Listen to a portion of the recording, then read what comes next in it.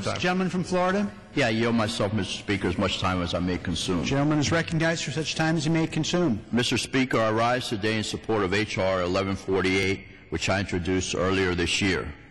This bill directs the Secretary of Homeland Security to conduct a cost analysis and determine the most appropriate places to expand upon a successful pilot program conducted by the Coast Guard that collects biometric information on illegal aliens interdicted at sea.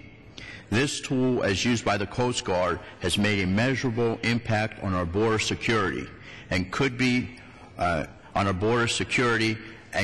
used by other DHS components with assets in the maritime environment, such as Customs and Border Protection.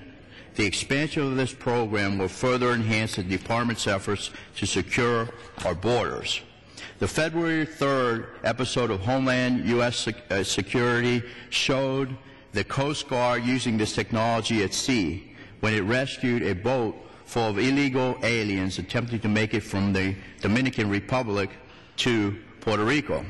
As a result of the use of these biometrics, the Coast Guard was able to identify and detain 10 individuals with criminal records in the United States, including a repeat human smuggler that was wanted by Customs and Border Protection.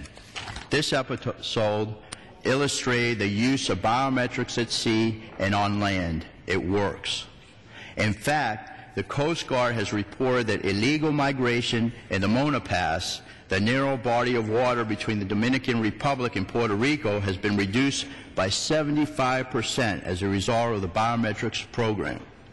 Since the beginning of the Coast Guard's biometrics pilot in the Caribbean in November 2006, the Coast Guard has collected biometric data from 2,455 migrants using handheld scanners. This has resulted in the identification of 598 individuals with criminal records, and the U.S. Attorney's Office in San Juan, Puerto Rico, has prosecuted 271 individuals for violations of U.S. law with a 100% conviction rate. We have seen the success of this pilot program. It ensures that individuals attempting to enter the United States illegally by sea that have criminal records will not simply be returned to their homelands. They will be detained so they cannot attempt to enter the U.S. again. It is now time for the Department to determine the best and most effective manner to expand this program to enhance border security. I hope the Department will deploy this program in the most risk-based, cost-efficient manner possible, consistent with the current appropriations of the Coast Guard and other DH components. I also look forward to expanding the appropriations for this program, and I urge my colleagues to join me in this effort. This is the third time that the House is considering legislation to authorize this program.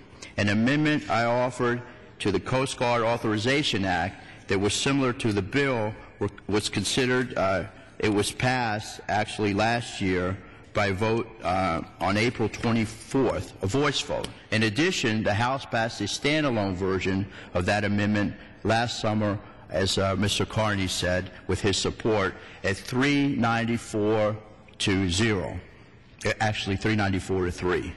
The biometrics program is another tool that is being used by the Department in its effort to secure our borders. I urge my colleagues to join me in supporting H.R. 1148, and I reserve the balance of my time. Gentleman reserved. Gentleman from Pennsylvania.